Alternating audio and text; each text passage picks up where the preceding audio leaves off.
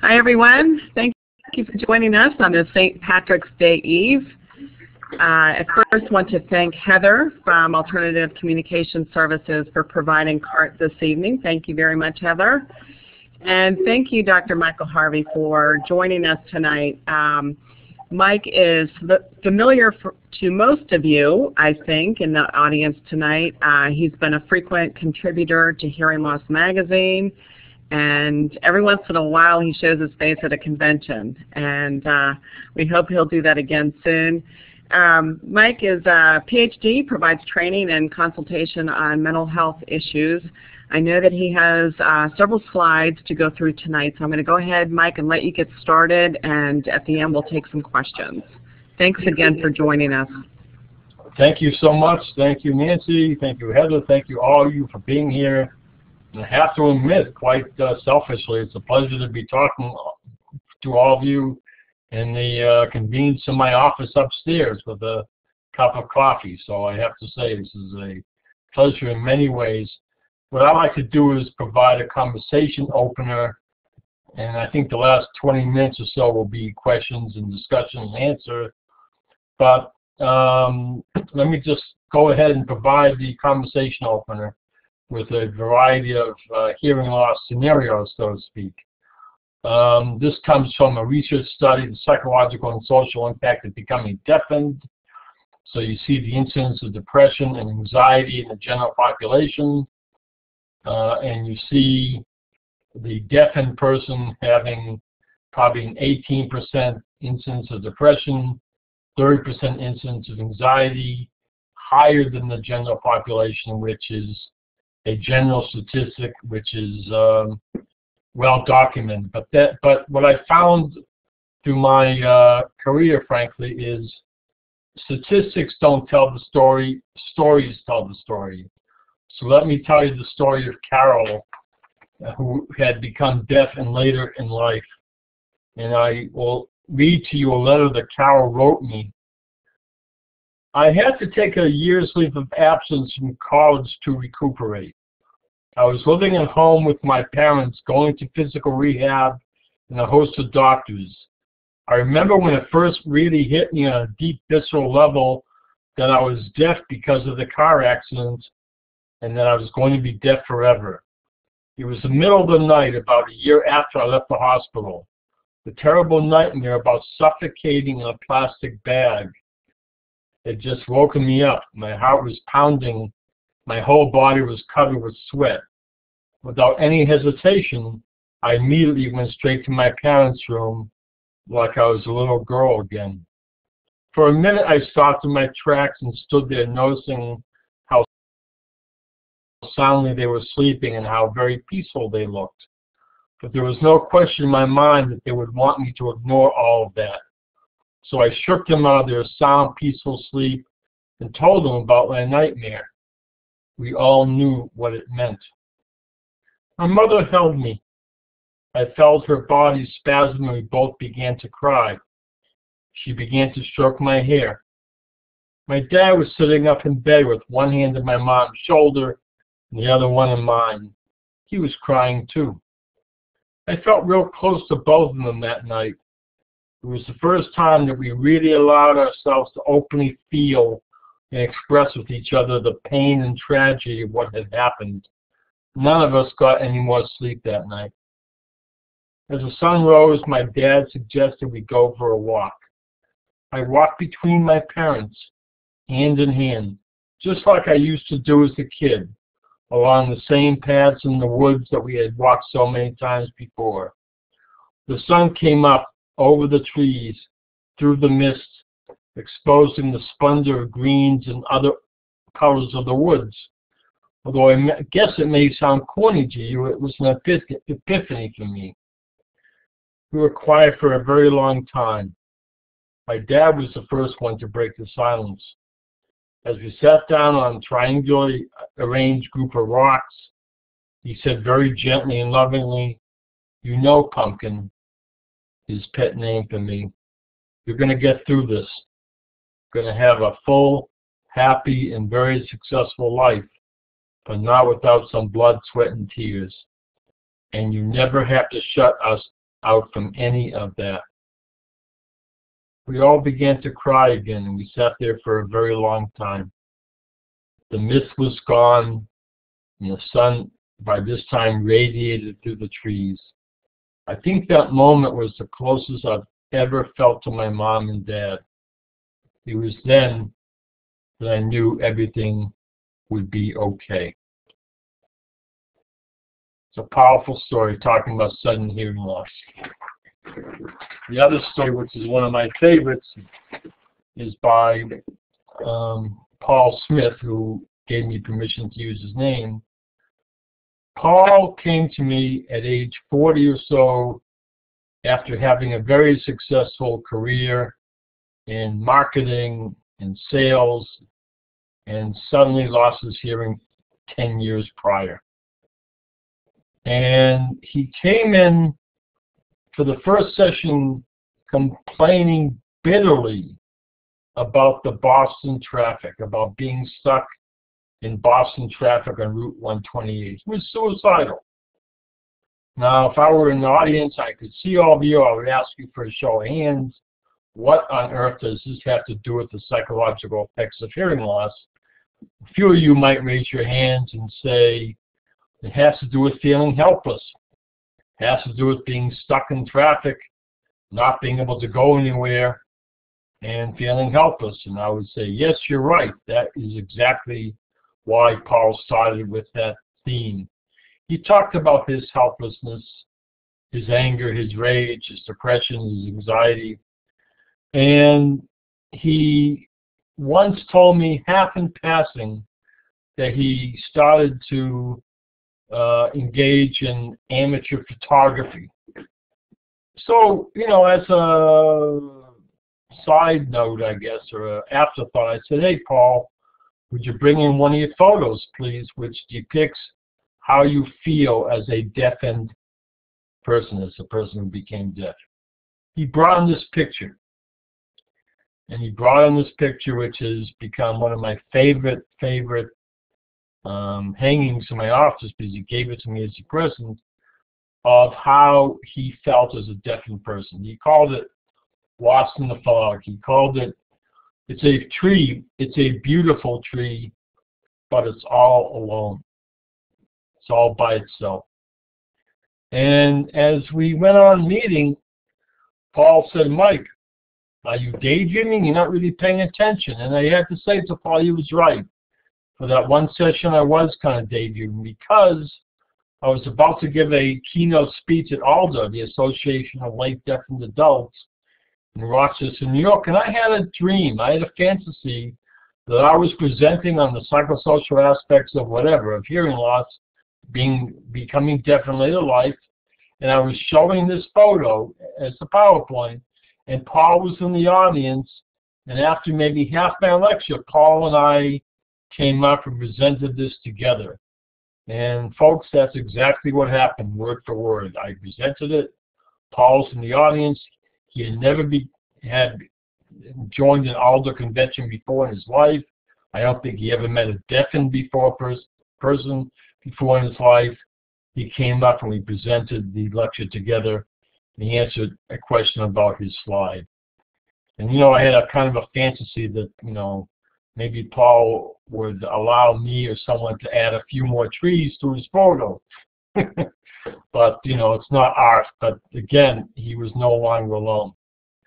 The other story I'd like to tell you before we get to some other issues is the first hard of hearing person I met. So I was a psychologist, probably 1980, I was immersed in American Sign Language. I became director of a deaf agency for culturally deaf people. You know, those deaf people who promote American Sign Language, who are proud to be deaf, who consider their difference a deficit to be, a difference to be accepted, not a deficit to be corrected. And I was in that foray. And as I began working with a variety of deaf people, culturally deaf people, in walks Jill, a hard of hearing adolescent, age 16, who told me about her experience as a hard of hearing person. And let me apologize to some of you. If you've heard me talk before, I've told this story probably 50 to 60 times, but I don't get tired of it. I'm sorry if some of you do. But Jill kept saying to me, Mike, you don't understand my unique experience. You don't understand how I feel. You don't understand me. You don't understand me. You don't understand me. And I have to admit, probably, how many times have I heard from an adolescent, never mind an adult, you don't understand me? It kind of offered me like that, But I said, Jill, please help me understand you. Help me. But it was to no avail. We were getting frustrated with each other. And then, in between our meetings, I, as director of Deaf Inc., sent out a flyer for a conference for deaf and hard of hearing people. And one night, Kevin called me from the Boston Guild for the Hard of Hearing, a hard of hearing agency, saying, Mike, nice talking to you. Nice talking to you, Kevin. Nice talking to you. I felt that something was kind of wrong, but I went with it. And Kevin said, I got your flyer about the conference for deaf and hard of hearing people. Looks good. Thank you, Kevin. I'm glad you got it. This is for hard of hearing people too then, right? Right, Kevin. Then, of course, it has not only sign language interpreters, but ALDs, right, Mike? I said, of course, right, Kevin. Well, that's great, Mike. It's great talking to you. Always a pleasure. It's great talking to you, Kevin. Always a pleasure. We hung up. At which point I asked a colleague, what is an ALD? And then, as, quote, luck would have it, I talked to Jill again, who told me for the upteenth time that I did not understand her unique needs as a hard of hearing person. But then I got it because of the juxtaposition of the two events. So I asked Jill to stand up and outstretch her arms, make one end the deaf community and the other end the hearing community, and go back and forth, back and forth. And she went to the hearing world and said, I'm like these hearing people because, I like AC/DC, I like music, but I can't understand people in dark and noisy environments. So then she outstretched her arms to the deaf world and said, I'm like deaf people because I, too, feel like an outsider in the hearing world. But, I'm tired of this sign, the derogatory sign meaning thinking like a hearing person. And I like music. I like a lot of hearing culture. So I'm stuck between two worlds. She taught me the meaning of between two worlds, a unique hard of hearing experience, only improved or mitigated or rectified by joining organizations like Hearing Loss Association of America, which provides a world of people like each other. I'm reminded, as a comic aside, I was telling Nancy before the presentation I'm about to go to Florida, and when I went to Florida several years ago with my adolescent kids, my wife and I were talking to some adults our age, people 60 and above, and I remember one daughter whispering to the other daughter, it's good that they are among their own kind. And, it was good that we were among our own kind. And it's also a necessary human experience that people are among their own kind because it eliminates the experience of being between two worlds. Hearing people view me as too deaf. Deaf people view me as too hearing. I wish I was in either one or the other. I don't fit in either world. So isn't it such a necessary experience to be in a world among, quote, our own kind, unquote? Let me tell you a quick scenario, again, for conversation openers about progressive hearing loss. I'm continually grieving and re-grieving because anytime I start to feel better, my hearing gets worse and down I go again. It's been a terrifying emotional roller coaster. This is the experience people talking about finally getting a diagnosis, no matter what the diagnosis is. At least I know I don't have to continually grieve and re-grieve and re-grieve and re-grieve. At least I know. People need people. People need people. This is the message, among others, I want to sort of talk about tonight. As I have it in the PowerPoint, this came 3 days after 9/11, drawn by a 15-year-old deaf boy. The two towers are weeping and hugging as they collapse. People need people. We all need to be among our own kind. And we all need to talk about what we grieve, because talking about it renders the grieving less toxic. Pain has a size and a shape, a beginning and an end. It takes only when not allowed its voice.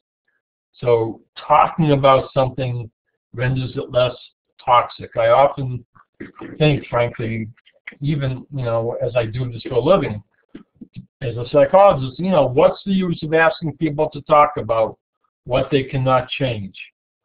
It's quite simple. I keep rediscovering as we talk about what we cannot change, as we give words to the experience.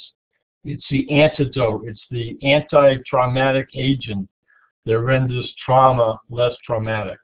Once we give things a voice, it has a size and a shape, a beginning and an end. So with like others, if you will, even unlike others, if we talk about what is, what we feel, we render it less toxic, less powerful.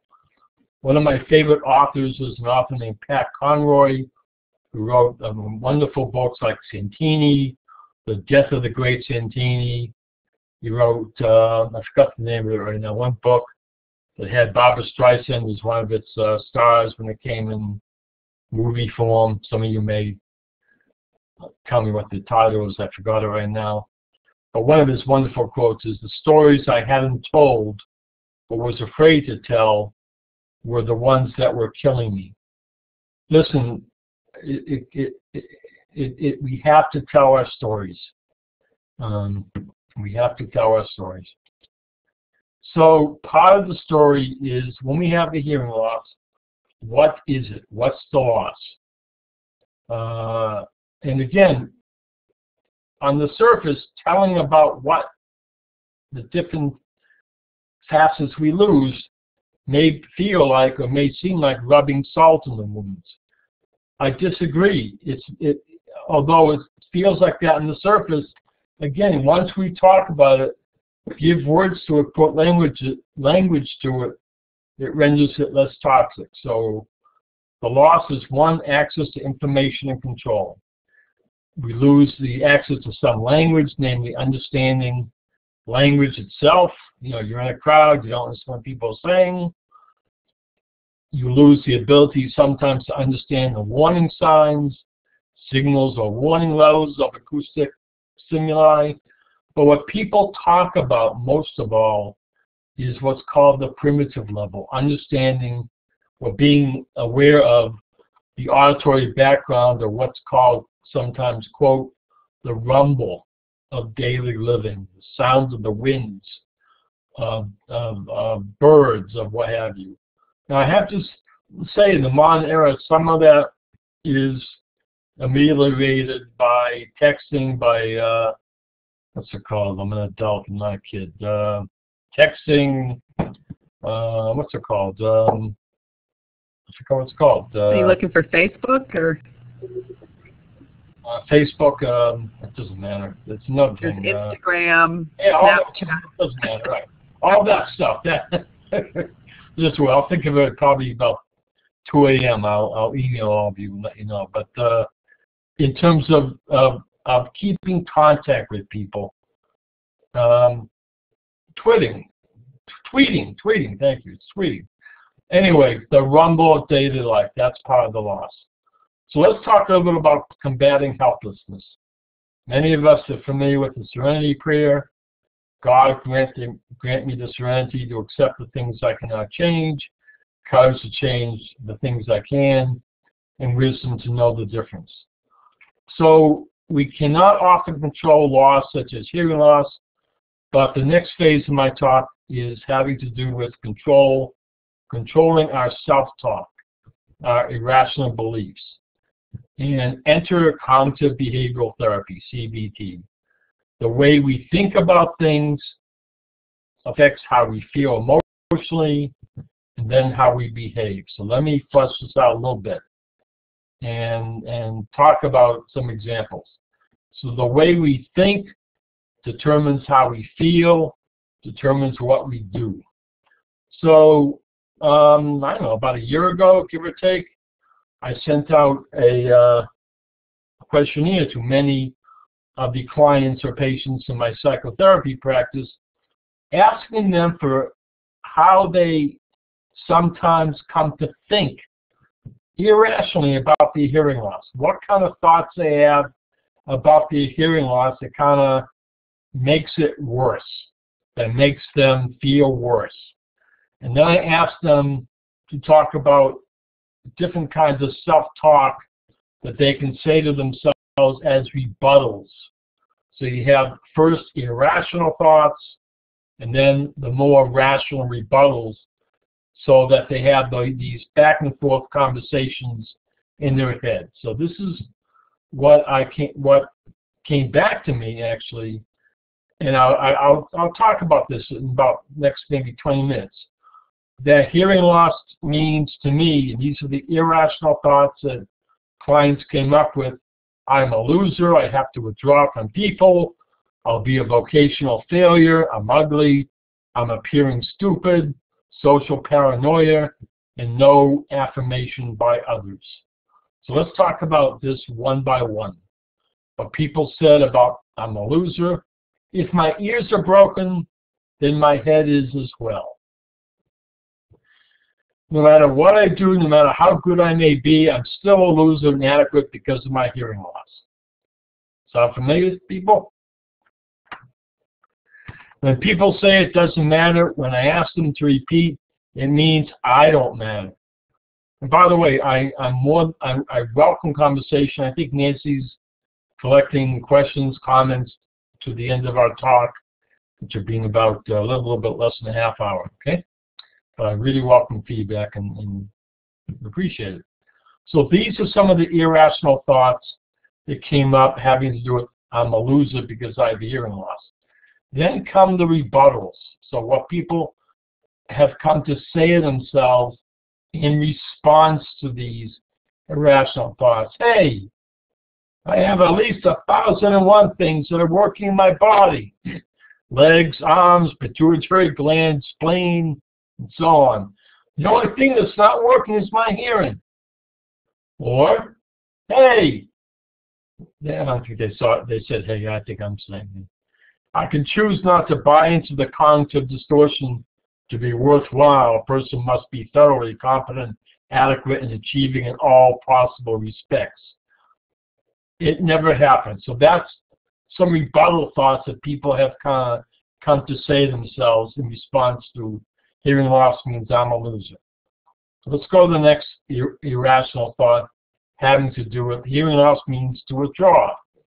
One person said, I shouldn't try to join conversations because I would only fail. What's the rebuttal? This is black or white or polarized thinking. Things I'm either perfect at or a failure at. There's no middle ground. I either understand it or don't, in other words.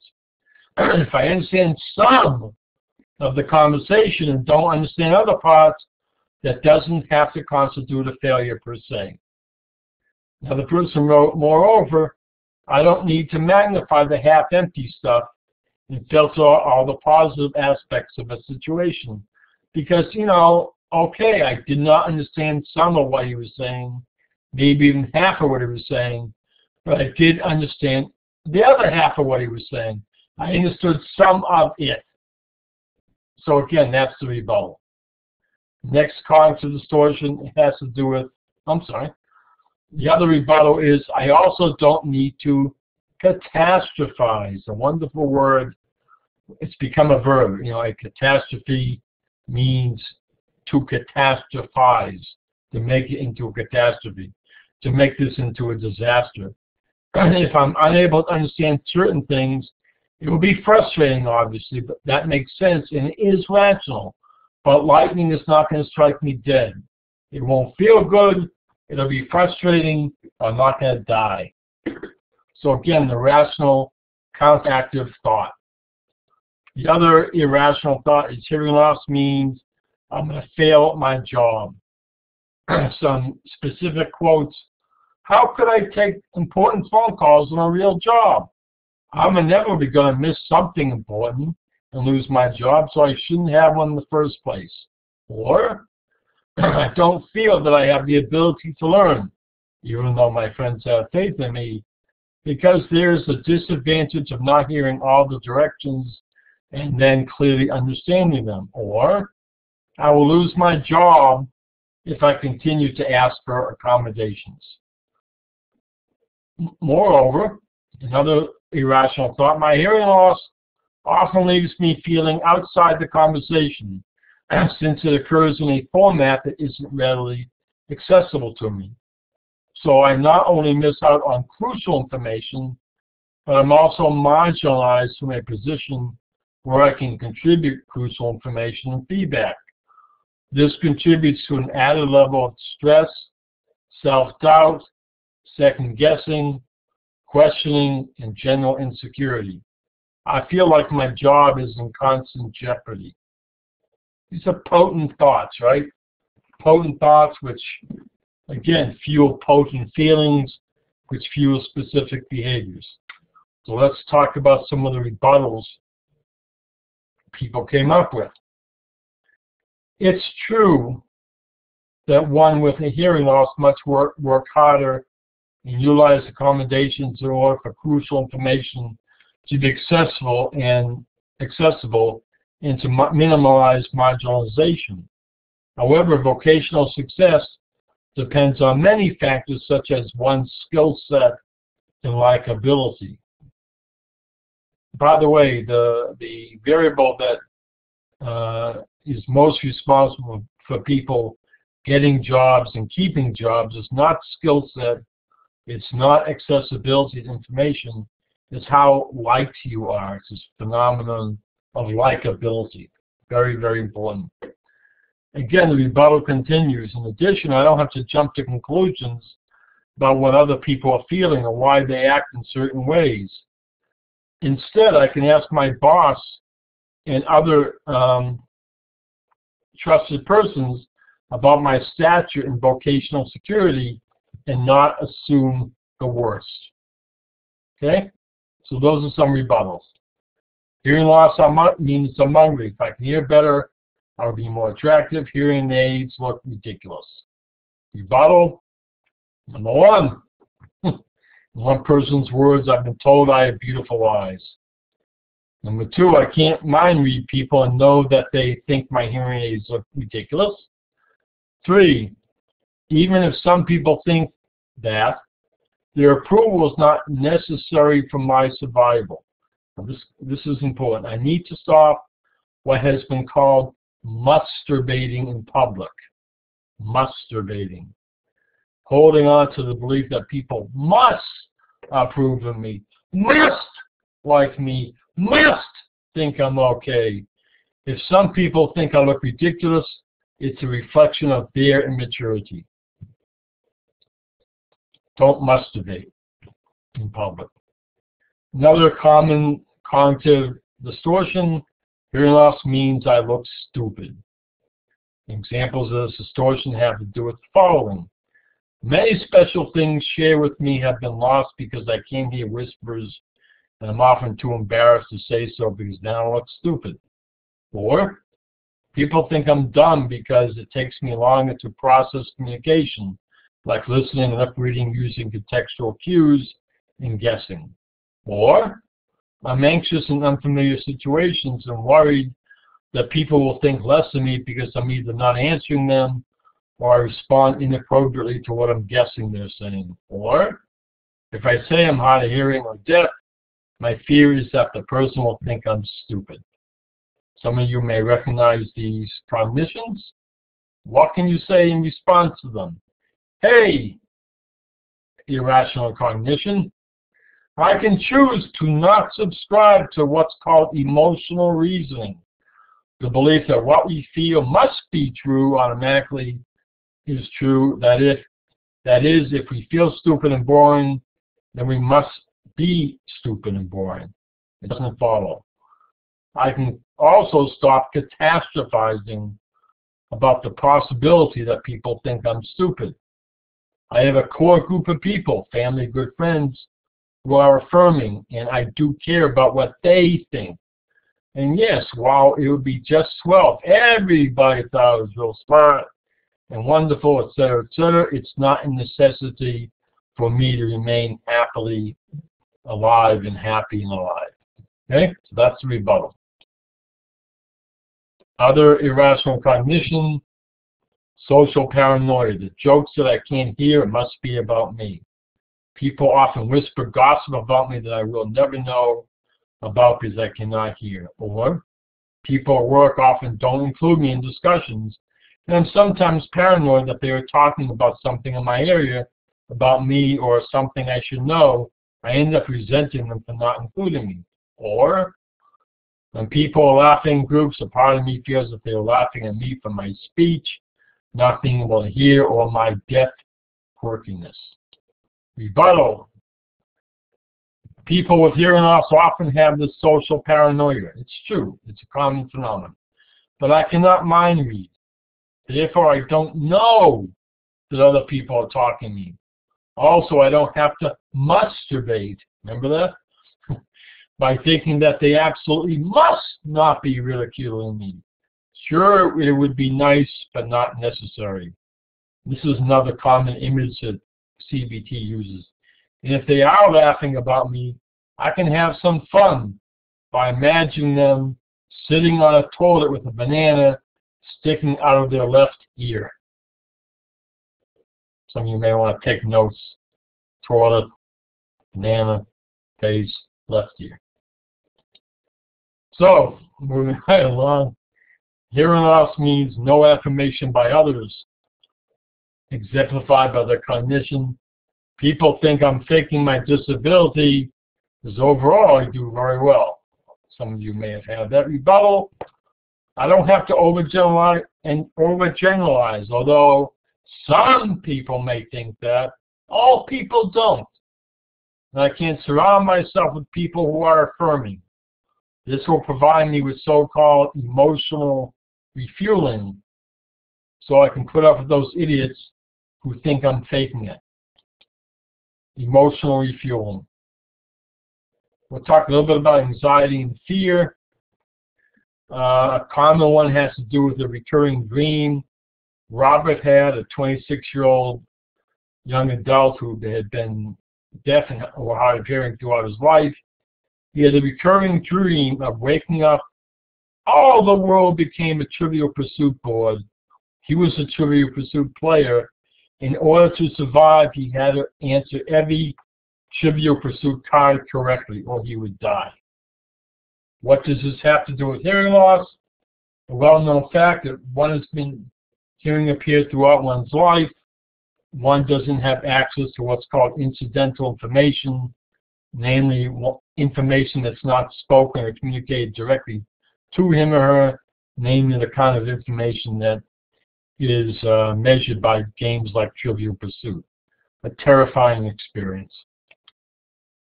And that comes with anger and also rage. Because of inappropriate psychological treatment, don't worry, it's only hearing loss, what's the big deal? Constantly needing to assert oneself in a hearing world. The try harder advice, which I probably spelled wrong as I see. Sorry about that. You know, lip read me, just try harder. Don't just, if you're not lip reading me correctly, you're not trying hard enough. Blaming the victim. Advice like I know what's best for you. ignore the person with hearing loss and he or she will go away. Or while speech therapy is tremendously helpful, if a person can't do it and it's forced upon that person, it is traumatic and produces anger and rage. So again, these are all conversation openers. There's a lot more to say about all this stuff, but we're getting to the time in our discussion where we have more of a discussion, not a lecture. So I'll trust that all of you may have some reactions to this. And part of what anyone with a disability talks about is what I call ordinary evil. I define ordinary evil as that which feels evil to the person, but isn't evil enough to make the news, to make CNN. So I've had people say, you know, I'll never, ever, ever forget one guy said when I was waiting in line to go to Ellis Island, the Statue of Liberty, some guy pushed in front of me in line and took my place. Now, that's not going to make CNN, folks, because it's a bit too ordinary. But it felt very, very evil to the person, understandably. And that's what many people of any oppressed minority, including hard of hearing people, talk about. Oh, don't worry about it, it's not important. All that stuff. Now, what I don't mean is people who don't understand the ramifications of hearing loss and need educating. That's fine. I'm talking about people who know darn well that they are contributing to an inaccessible environment and frankly don't care. That is a huge burden that people with hearing loss have to bear. Alan Sussman says it best, a deaf professor from Gallaudet University is a rare deaf person who is not as a child but ostracized, ridiculed, and denigrated by non-disabled children. Such memories are painfully poignant. And there's a wonderful story about Bill Russell, who was a player coach of the Boston Celtics, one of my idols growing up, a wonderful, wonderful basketball player who grew up in a white suburb of Philadelphia as a black boy, African-American boy. And he writes in his autobiography when he was 5 years old, he went outside to play basketball, to practice, and his mom said, listen, Billy, some people may come by and point to you and say bad things or mean things. Don't worry, their words mean more about them than about you. So again, to be prepared for that is terribly, terribly important. We'll touch a little bit on self-esteem.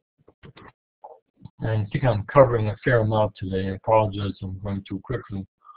But self-esteem has to do with what we can control, shifting gears, as some people talk about. Holly Elliott, a social worker who is hard of hearing, shifting gears is a process by which we choose change. Now that may seem crazy because we sure didn't choose hearing loss, but we can sure choose how to manage it. And part of this has to do with the phenomenon that's called spread. So it's one thing if I say to myself, I have a hearing loss, and the only thing that means is that I cannot hear, versus I have a hearing loss, therefore I'm stupid and one big blob of nothingness. Namely, it has spread to include my whole sense of self. So you can see how big the ears are in these drawings. These kids kind of had a high degree of spread. The hearing loss sort of encompassed the whole sense of self. In contrast, I've learned ways to cope with my hearing loss in order to be successful. Low degree of spread, or high degree because of my hearing loss is no way I'm going to make it in this hearing world. So again, self-esteem issues. So I talked a little bit about, my daughter's comment that she'll say, might say again actually, in Florida tomorrow, as we're going, Dad, it's good that you're among your own kind. We do need some time among our own kind, among people like ourselves. And I'm going to reserve the last 2 slides for after some conversation. It's probably another 4 or 5 minutes worth, if that. But listen, I've talked nonstop.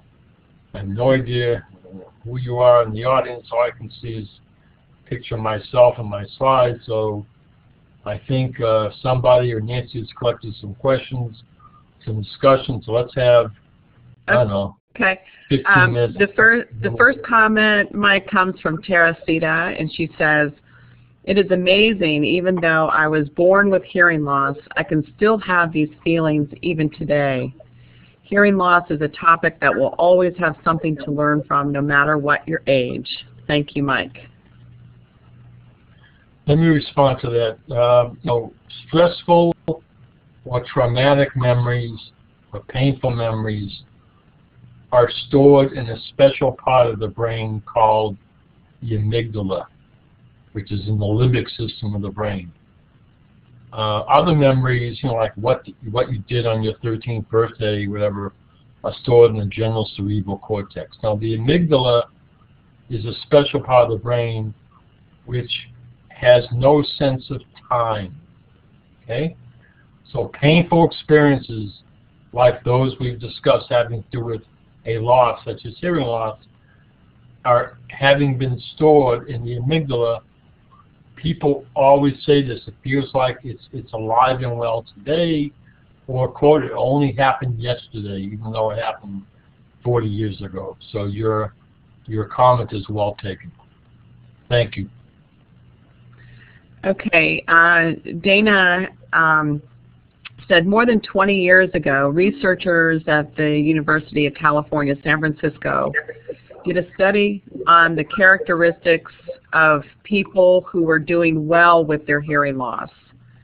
She said, "I don't know if they ever finished writing up the results, but I remember hearing that one characteristic was the willingness to be expedient." Did you ever happen to read about that study, Mike, or read the final results? No, I haven't, frankly. But similar research studies talk about the willingness to be expedient in the sense of grabbing onto what one can control. So whether it's cart reporting, accessibility, certainly peer support, sometimes spirituality has been cited as a major facet of resilience.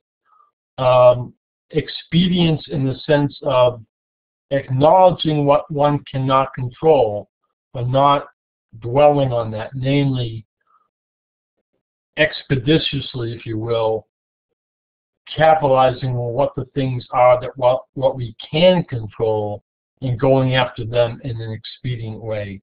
That's a well-known research finding, and again, thank you for bringing it up. Okay, Sharon said that she suffered sudden sensorineural hearing loss in one afternoon on August 5th, 2008. Then hyperacusis, tinnitus, balance problems, and more. How do I accept, even after 7+ years? It's a great question, and I'll share some thoughts. It's not an easy answer to this.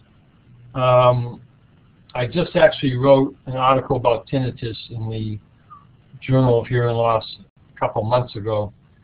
The most important words, some of you know about this, in real estate are location, location, and you guess it, location. The most important words in tinnitus management, as with any pain management, is distraction, distraction, and distraction. So, to put it in a very inadequate, simple nutshell, because it isn't simple in some ways, one important tool is to, yes, research, find out about, practice all the things you can to reduce tinnitus or balance problems, etc., etc. Go through all that.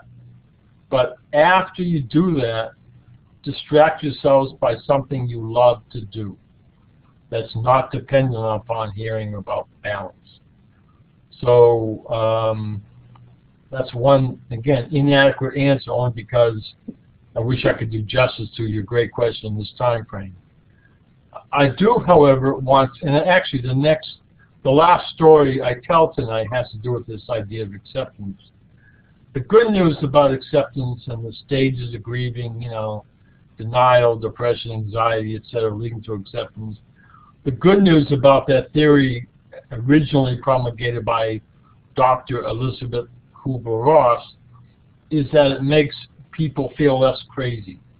It makes all of us who deal with profound loss, ultimately our own deaths, feel less crazy because, again, we go through certain stages of grieving, which Kubler-Ross rightly documents. The bad news about this theory is that sometimes we all take it too concretely and bemoan ourselves, kick ourselves that we are not at acceptance. We don't feel nothing but no big deal about acceptance. I don't think it happens as simply as that.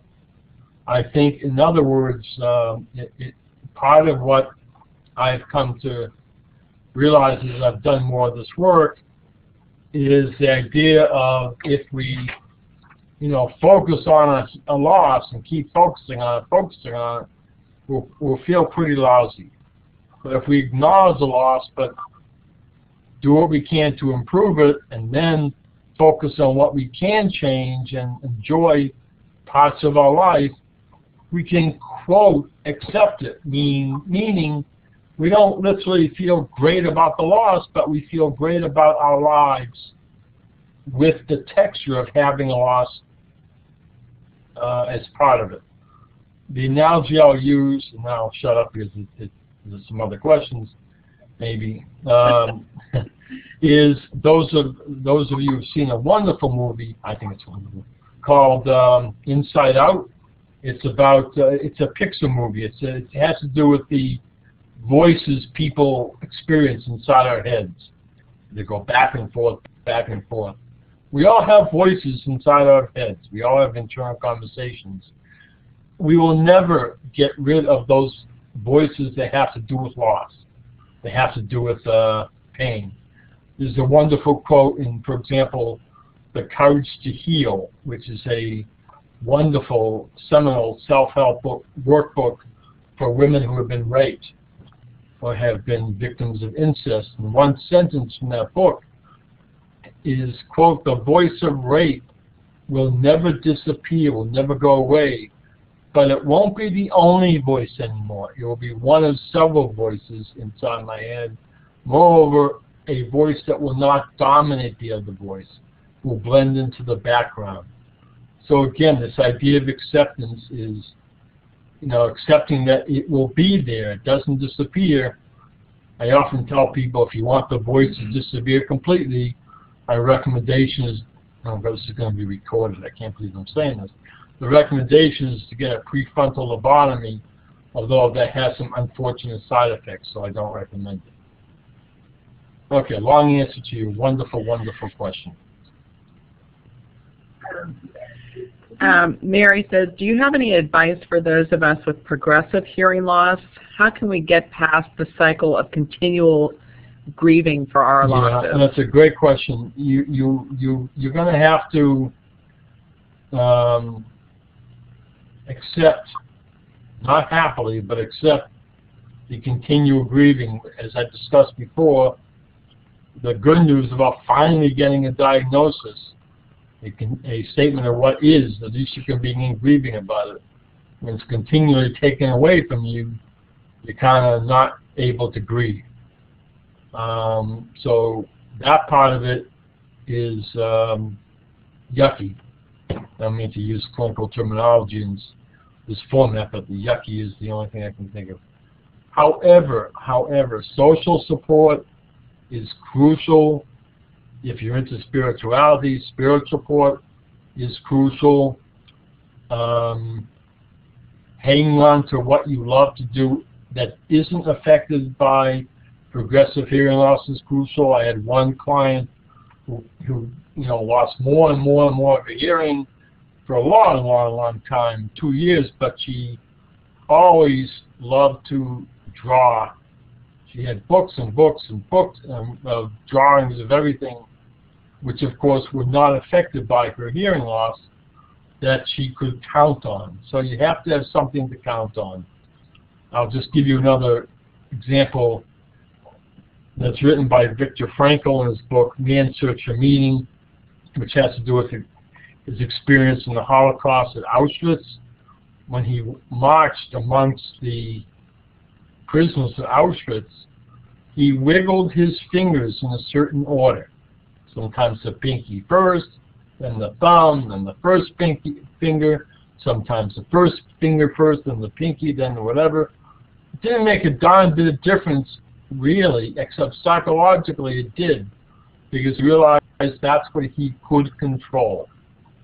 And again, what you can control, whether it's with a sudden hearing loss or certainly progressive hearing loss, is hugely, hugely important. So grab onto what you can control and relish it, cherish it. Good advice. Elaine says, I know people like to use the saying, time heals all wounds, but I personally do not like it. Time does not heal the wound. There are days when it seems like you have gotten over the wound, and other days where the smallest thing will rip the scab right off as if it happened yesterday. I have nothing to say to you except I agree, and I agree. That's the amygdala story. It's a wonderful saying. It's probably written on fortune cookies, a bunch of other things, but it just you know, again, trauma, wounds, as it were, feel to people as though it happened yesterday because it's stored. The memories are stored in different parts of the cerebral cortex. Now, I will say, however, that as people get good at recognizing that and coping with that, we still feel the sting of yesterday as if it of many years ago, whatever loss happened as if it were yesterday, but we don't stay stuck there as long. So that's important. I mean, that's doable with psychological help and whatever. But I have to tell you a bias. I was with someone about 10 years ago who felt awful about herself. But every once in a while, she still felt awful about having lost her mother at age 5. And I said, why do you feel awful about that? And she said, well, I don't dwell on it, but every anniversary, when of death, I feel sad. And people tell me to cheer up. You know, it's okay to feel sad sometimes. I'll tell you a very quick story, and I'll be very quick about it because we're running out of time. A wonderful book, which is a must-read for everybody, Tuesdays with Murray. Now, I won't go into all of what the book's about because it'll take too much time. But it was about a man who was dying of neurofibromatosis type 2, the elephant man disease. And one day his student asked him, hey, Murray, why the heck do you always look so happy? Don't you ever feel sad? And Murray responds, sure I feel sad. Yes, I laugh with my friends while we eat and play. I enjoy my life with them. But yes, every morning, give or take around 5 a.m., I cry for about 20 minutes. I give it its due. Wonderful saying. I give it its due, and then I move on. So we humans, it seems to me, need to give things its due and then move on. One more question, then I'll tell you another story. That's similar to what somebody said here. Elaine said she heard on a radio show that someone said, set a time limit on feeling bad about things in your life. Once the time limit is up, move on. Yeah, it's good. It's great advice. I'll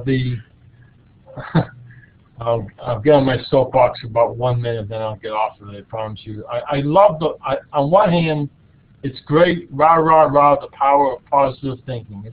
Who can argue with positive thinking? The problem is, folks, we don't have to feel guilty by sometimes not thinking positively. You know, and I think we should all strive to think of a mantra such as positive thinking, but it's also a inevitable fact, not having to do with our adequacy, that we also sort of touch on the negative and we give it its due and we move on. So let me talk about the last 2 slides. We may have 1 other minute for questions, but maybe not. But this has been, I like the feedback. So actually, this is apropos of many people's questions. Acceptance is a practice, not a destination. You must accept who you are in order to change. The essential paradox. So let me illustrate that with a story, which I just probably ruined from the slide, but let me read it to you. This is a letter an audiologist received from a patient. Dear Dr. Smith, I came across something in one of my golfing magazines that made me think of you, and I thought maybe it would also help other patients of yours. After years of pain and struggle, I finally accepted the fact that no matter how many hours I practiced golfing, no matter how many instructors I saw, how many books and magazines I read, or how many teaching aids I tried, I would never be a professional golfer. Then it hit me. I'm grieving. When I started thinking about it, I realized that I'd gone through every one of the stages of grieving as a golfer. After my stage of denial, when I didn't acknowledge that I had golfing problems, came anger. I began driving fast in the golf cart, throwing clubs, constantly berating yourself. You stink at everything. You can't even open a bottle of wine. You're a lousy father to your children. You never go to museums, etc. Then I walk off the course and vow never to play again, only to return the following week for more of the same. Once I brought a brand new set of clubs, and then, after a particularly terrible day, I gave them to the caddy at the 16th hole and left. My next stage was bargaining, and I did my share of that. Please, God, all I want to do is hit the ball. What is it you want? Good deeds? Make me have a good swing. I'll give you anything. I'll help sick kids, the homeless. I'll go to church. Is that what you want? Church? No problem. A done deal. Then I drifted into the next stage, depression. I was never going to be good. Never. Think what I could have done with all that time. Learn French, piano, visit my mother more often, volunteer somewhere. And now I find myself in the final stage, acceptance. I will never be as good as I want to be. There, I said it. I like saying it. I'll say it again. I'll never be as good as I want to be. That's okay. I'm real good at other things. What those are, I have no idea, but I'm sure there are some. Flossing my teeth and dishwashing come to mind, but golf? No, I'll never stand over the ball and think I'll make a perfect shot.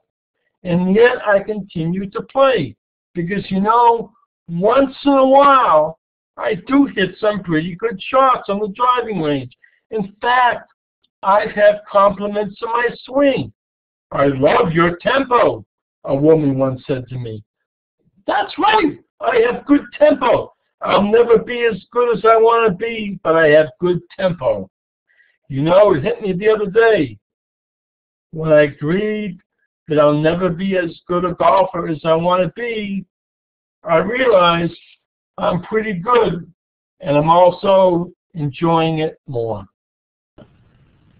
When I agreed that I'll never be as good as lip reading or as accessible as a hearing impaired person, I'm realizing I'm enjoying it more.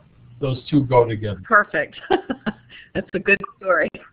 Oh, no. Very good story. Well, it looks like we're almost at 9 o'clock, and I just want to comment that I really enjoyed the conversation with Allison about her daughter that took place in the chat, and it's nice that when somebody makes a comment, others can join in with suggestions, and that was, I think, a very productive conversation going on in the chat box. So thank you all for pitching in and answering Allison's question. Again, thank you, Heather, for providing CART tonight, and thank you, everybody, for joining us this evening. Happy St. Patrick's Day. As my mother used to say, there's only two kinds of people in the world, the Irish and those that want to be Irish. I love it.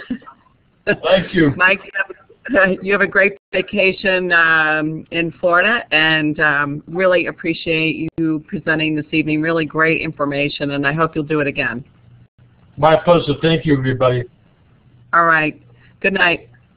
Take care. You too. Bye-bye.